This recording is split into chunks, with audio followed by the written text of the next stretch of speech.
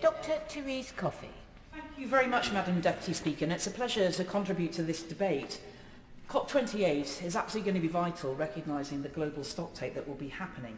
And I want to commend the government on the progress that they have made, but also recognising, not just within this country, but around the world, the necessity of a just transition. And I do pay tribute to the Prime Minister, who, in his speech just a couple of months ago, recognised that we'd already been doing so well on aspects of carbon budget, that some of the impacts that were about to unfold, particularly on rural communities like mine in Suffolk Coastal, recognising whether it was about the transition away from oil boilers, which is something we all want to see, but to allow more time for that to happen, rather than the sudden impact it could have had on many people in my constituency and right across the country. And indeed, whether it was also about aspects of the EPC in terms of housing. Undoubtedly, in many rural parts of the country, trying to achieve EPC Standard C is really difficult when you're considering really pretty old housing. I don't just mean from 20, 30 years ago, but considerably older, and trying to make that change meant that a lot of buildings were at risk of being removed from the private rental sector, and that would not be good in terms of housing people in our rural communities. The other aspect that I also want to commend the Prime Minister is that when he was at COP27 last year in Sharm el-Sheikh, a key part of his speech was to say that there is no solution to climate change without protecting and restoring nature. And that is absolutely 100% on. And again, the United Kingdom should be proud of how it's put nature and nature-based solutions at the heart of making sure that we achieve net zero around the world. Now, Madam Deputy Speaker, what my political heroine Margaret Thatcher was, in her 1988 speech, was highlighted the risk to the world of climate change and was pivotal in making sure that the Montreal Protocol and its subsequent amendments was a really innovative way and the most successful agreement ever reached, actually, in order to try and keep tackle that climate change.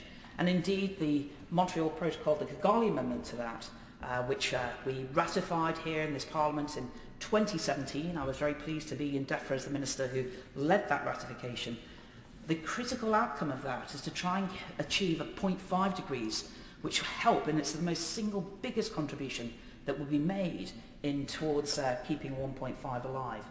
And what that matters, why that matters, is it's about thinking about how we tackle a variety of ways of, in particular, how we use HFCs. In the past it was CFCs, and thinking about the global warming power of the different chemicals that we use to achieve that.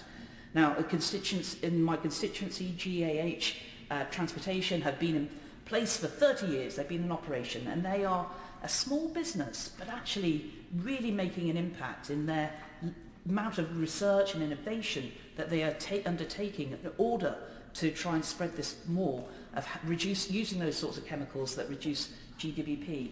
And that is going to be an important part of thinking about the innovation that we need, not just in this country, but also around the world. And that's why I'm delighted that the UK government is funding through ICF and other aspects of ODA, in India and Rwanda, important progress in making sure, in thinking of the cooling challenges which those countries face, not only on heating homes or on cooling homes, but also in terms of thinking, and particularly in Rwanda, working with other African nations nearby, about the impact on agriculture and about how we can try and reduce food waste in that regard. And all of that is really important innovation, which we are supporting in order to make sure that we can keep 1.5 alive. I do have one request to my honourable friend in that regard, and the UAE, who is taking up the COP28 presidency, has not ratified the Kigali Amendment, and I would encourage him to raise that with the COP28 president and the ministers for that country to see if they can do that, because we need to have leadership right across the world.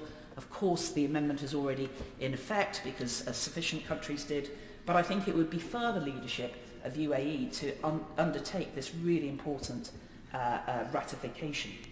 Now, Madam Deputy Speaker, I must admit I'm a bit of a veteran of going to COPs. I went to COP23 in Bonn in 2017. I went to Katowice, COP24 in Katowice. Then, of course, the magnificent COP26 in Glasgow with our own COP26 President, the Right Honourable Member for Reading West, which was really a game changer, I would say, in many ways for nature. And then that was strengthened last year at COP27 in Sharm el-Sheikh. Now I think going back to Bonn, really nature was the Cinderella of it all. The oceans, we were seeing already the change in what was happening, the impact of climate change, and starting to see acidification. And although of course the seas are still alkaline, they are getting more acidic. And it's really important recognising the power and how nature has helped us. Oceans have sequestered, been effectively absorbing so much carbon, but the impacts are now starting to become very clear on what that is doing to nature. And as the Honourable Lady, the Shadow Minister said, considering aspects about bleaching of coral reefs and the potential loss of those, so it's really important that we have nature going hand in hand with climate strategy, and I'm delighted that the UK government has made that a key part of what we do. In terms of thinking about other aspects of nature, I have to say, Madam Deputy Speaker, actually the Minister and I have attended a variety of international meetings. Most recently, I think we were together in India for the G20, and indeed I was with the former Secretary of State in Japan at the G7. And it's been a really important part of that journey that we do work globally with partners. And to some extent, that's been the secret of what's made the Montreal Protocol work so well.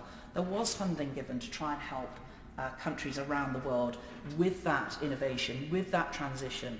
And some of these things are not straightforward. I know, for example, right beneath us, of course, we have the tube system, and the way some of these chemicals get used in the past, or gases, have been a key part of some of our own infrastructure, and we need to make that change away, particularly not using SF6, sulfur hexafluoride anymore, or reducing it as far as we can in terms of phasing down.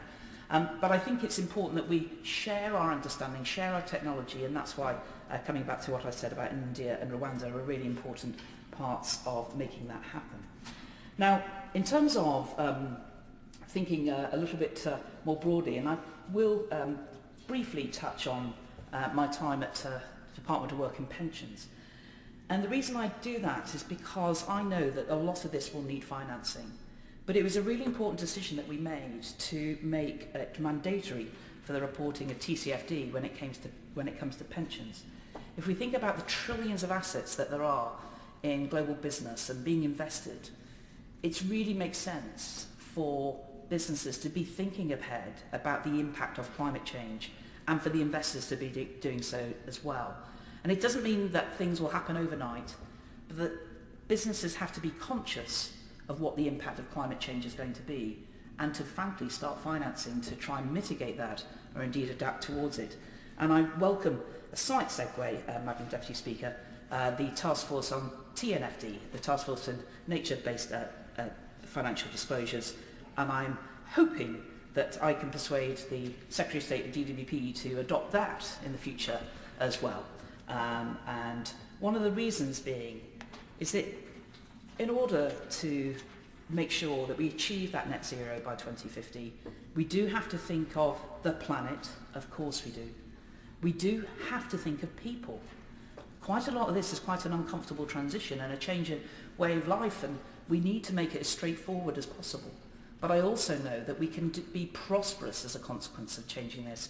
So whether that's about green jobs in the UK, but also making sure that instead of spending lots of money on having to adapt or mitigate or deal with crises in different parts of the world, that we build that into our systematic way of how we can grow globally in terms of our prosperity. And that's why it's so important that the 11.5 billion in terms of ICF is still a key part of the government's strategy. Now, Madam Deputy Speaker, in terms of my own constituency, I have a nuclear power station called Sizewell B. Did have one called Sizewell A, which is now being decommissioned, and indeed planning consent has been given towards Sizewell C. It really matters that in terms of our energy mix, that we do have a mix. And at the same time, of course, there is a lot of offshore wind in the southern North Sea. Some of the impact on the onshore infrastructure required to bring that into our network is a source of much concern in Suffolk, and I know that my honourable friend, Right Honourable Friend the Minister, is well aware of that. I'm not going to dwell on that. I've already intended to bring that up another time. But I do think, if I take the national and indeed global position, we do need to work out how we are going to make that transition a just transition as well, in thinking of not only the impact on communities, but indeed the impact on nature. And I know that my Right Honourable Friend is wise about those matters. In terms of thinking through, the Honourable Lady referred to the greenhouse gases inventory. I do agree that we should be looking for whether it's about salt marsh, whether it's about woodlands, to be brought into the inventory. And I'm delighted that the Chief Scientific Advisor for DEFRA, Dr. Gideon Henderson, is undertaking that work. And I wish him well, and indeed hope he will be able to work at pace. Because while I will briefly come to talk about, or shortly come to talk about mangroves, my favourite, mangroves are magic, there wouldn't be a speech about climate without me talking about mangroves. We do have to recognise that, of course, in the climate is such that salt marsh is the equivalent of mangroves. And I know in my time, for DEFRA, and I didn't quite get there in my past year when I was there either, but I really need the Marine Management Organisation to work a lot more collaboratively with the Natural England and the Environment Agency to make it a lot more straightforward to plant salt marsh. There's been too many complications about licensing in different ways. It's very frustrating, and there's this golden opportunity, just like for mangroves where it has multi-purpose. Salt marsh can not only be sequestering carbon, it's a good, in order to be a good flood defence, it's brilliant for habitat for many of the wading birds and the migratory birds that we welcome to our shores, and it's really, I'm really very keen that we make good progress on making that happen. Now, in terms of thinking about various emissions that we have, I want to thank Robert Caldwell, who did a report for DEFRA regarding lowland peat and the impact of farming and agriculture and how we work towards that. And I did write forward to the government's response earlier this year and welcome the investment that's gone in to think about how we can tackle that emissions, because it is a significant amount.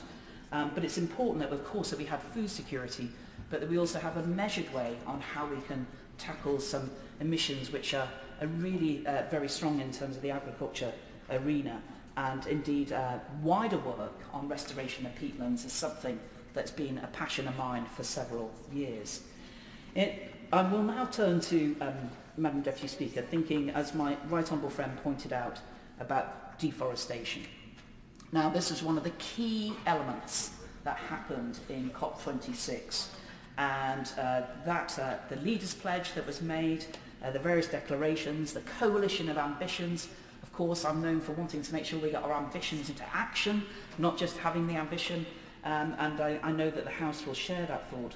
But this is why I was delighted that we were able to contribute to the Amazon Fund, which will help particularly Brazil, and that was announced by the Prime Minister earlier this year. And indeed, some of the work, I know that there is progress being made on getting the legislation ready for the forest risk commodities legislation that I hope will be laid before the House before long. Because it's important that as we make these changes, we also do our best to try and reduce deforestation and our demands through our supply chains on what could be happening. And I commend the companies that have already made those changes. But there is certainly still more to do, and as I say, I hope more will be done very shortly.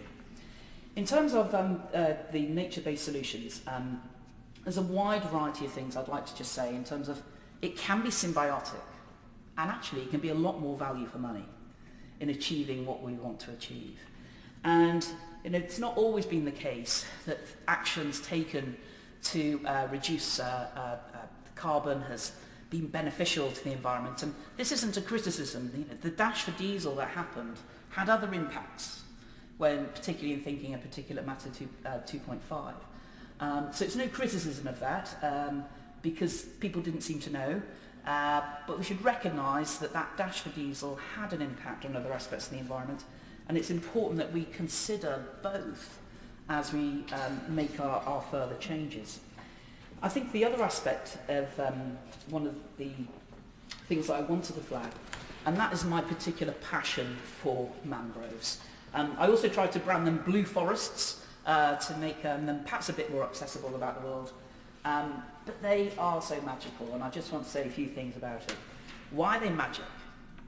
They're magic because, bang for buck, they're better than the Amazon forest in sequestering the amount of carbon that they have, because they've been in place a long time. But they're also under threat, because they're brilliant wood for building homes, for building boats. And that's why I really commend countries like Mozambique, who've put in protections nationally. And it's really important.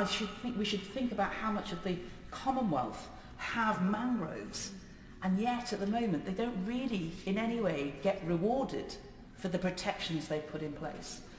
And I saw it in particular, communities do understand. It's not just about carbon.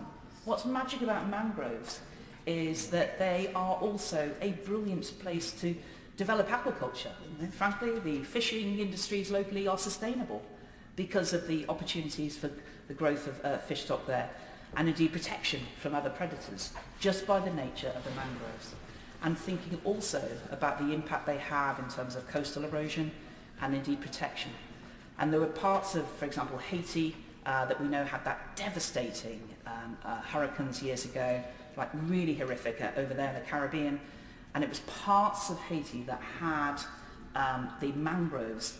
They were the quickest, they were the best protected, they were still damaged, but they were the quickest to recover as well.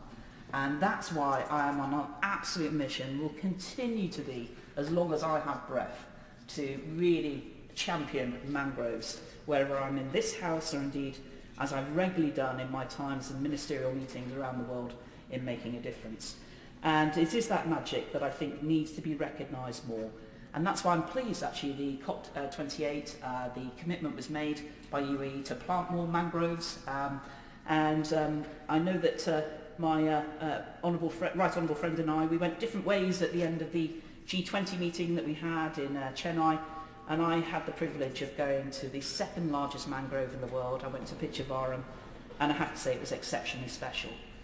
And what I loved is that the community also recognised how special it was, how it was important that they protect their mangrove forest.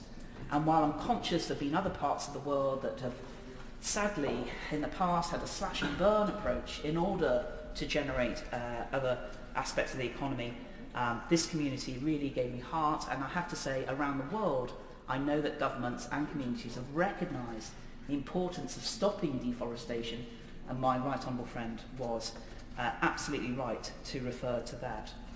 If I think back of some of the history of where we are with climate change, I will give credit to the then Labour government to introducing the 2008 Climate Act. I think we have to, and I think it was a generally cross-party approach that we did. I don't know if I yet call him my noble friend, Lord Cameron, did do Vote Blue, Go Green, and was really behind this change. But I think we should point out it was an 80% reduction by 2050 that was legislated for. And it was actually the Prime Minister, and now the Right Honourable Member for Maidenhead, who made the change to it being 100% reduction by law. And these legal targets do matter. And I want to also recognise that it was, frankly, Boris Johnson who really made a difference in COP26 and brought nature and the world together into making sure that we could keep up the momentum. And there's no doubt in my mind that COVID had been a bit of a body check to the progress in many environmental matters that we want to do. But it's important that we get accelerating, and that's why I want to wish my right honourable friend well at COP28. I know that there are several ministers going, including the noble Lord Benyon, who will certainly, I understand, be going from DEFRA, and indeed my successor as the Secretary of State, I'm led to believe, will be attending to. It matters that we're there, and it matters that we need to bring others with us. And they won't come with us if we just attack what they do. When I was, just last week, Madam Deputy Speaker, I was in Beijing. I met Minister Wang. Now, he was the president of the CBD, the Convention on Biodiversity, which led to the immense global biodiversity framework agreed last December in Montreal. And we have to work with China. We do have to work with other countries. I think in particular Minister Yadav in India. And I was able to explain what I thought the just transition that the Prime Minister had said. But we certainly cannot reduce our ambition. We have to work with them, bring them along, and basically challenge them as well, but to bring them along, because this matters, that everybody makes their commitment. It doesn't matter if the United Kingdom is the first to reach net zero or any other country. It only matters when the last country hits net zero. We need to make sure as many countries as possible achieve that by 2050, if not before. And I wish my right honourable friend well in the negotiations that will happen. I know that we have ambitious elements of thinking of some of the different approaches which need to be taken. I hope that he will bring also be key to the Commonwealth as well in playing their part. I was delighted at the UN General Assembly to chair the first Commonwealth meeting of Commonwealth Ministers for Environment and Climate, and there was certainly ambition there. Let's turn that into action, and I have great confidence in my right honourable friend to make that happen. Thank you. Well said.